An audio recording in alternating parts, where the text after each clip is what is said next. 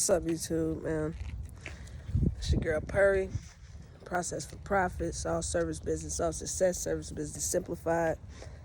I'm out here picking up my dog's poop, but I wanted to make a video and talk to you guys today about a comment and why it's so important that we use the right language when we're out here bidding on these jobs and accepting these jobs.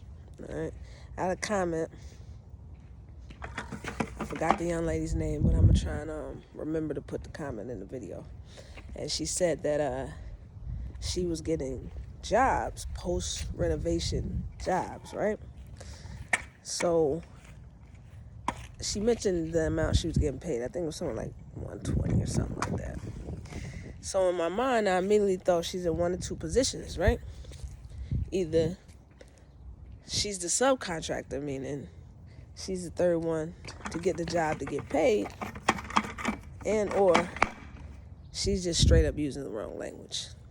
And that's allowing people to pay her 4 times less than she's supposed to be getting paid for that job. And here's why.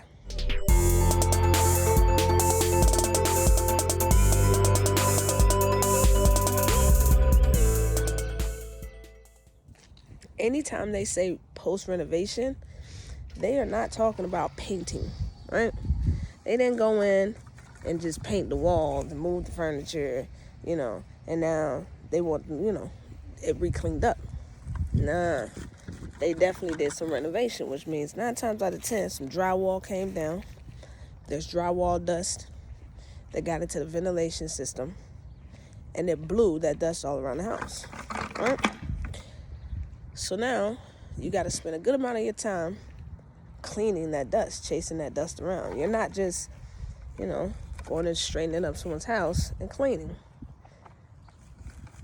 I don't care if they didn't deconstruct something brand new. They deconstructed something and then put it back, right? Which means you should get paid for that, like a post-construction clean. That clean should not have been $120. It should have been closer to $400, depending on how many times you had to go out there and clean that property, how big that property was, how many rooms in said property you had to clean as well. So that's why it's super important that we use the right language when we out here bidding on these jobs, because people will take advantage of you. Cleaning is a hard job, guys. It's not something to take lightly. You're gonna bust your butt working, and if you're not busting your butt, you're gonna want somebody else that's there busting their butt, and you're gonna have to pay them accordingly, right? Anything that you do that saves someone time is worth a lot of money, because they don't have to do it. They get to now do something else. So for those out there, pay attention. Everybody's getting hip to the game. I told you guys, when I started, I got all of my jobs because I used the right language. I educated myself on the industry. So I was competing against people that's going in there saying they'll do a move-in clean. It's not a move-in clean.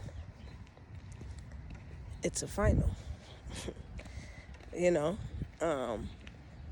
Just that alone made me more money. That alone made me more professional. That alone made me stand out and win more contracts. Now, what did I do? I then turned around and hired somebody that wanted to do a move-in clean. You see how that works? So, if we are going to be the post-construction cleaners, we got to use the correct language. If they want to tell you it's an after renovation clean, then I need you to ask them, how extensive was the renovation? What exactly did they do? Did walls come down? How long did the renovation take? The renovation took over a few months.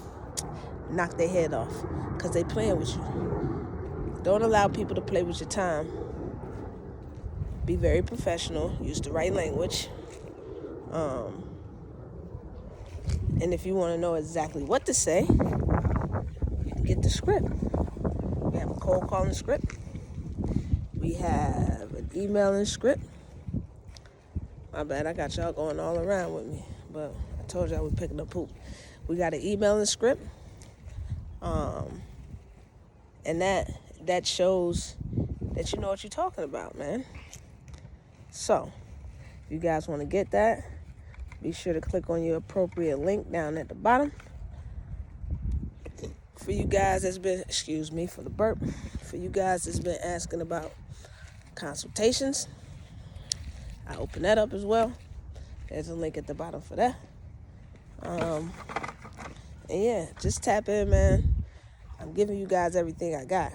Everything I had to learn the hard way in order to be successful, in order to make the money that I made, in order to be able to sell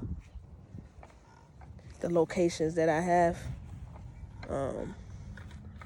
Yeah, man. And it all started with me starting out being a vacation rental cleaner. So the language was not the same at all. I had to learn that. And I want you guys to be equally successful. I want you guys to be able to do the same thing, man. Feed yourselves, feed your family, change your life, gain freedom.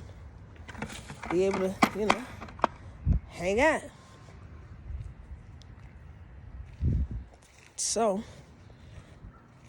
again, if you got any questions, jump down in the comment box. Leave your comments, leave your questions. Hit the thumbs up if you learned anything today.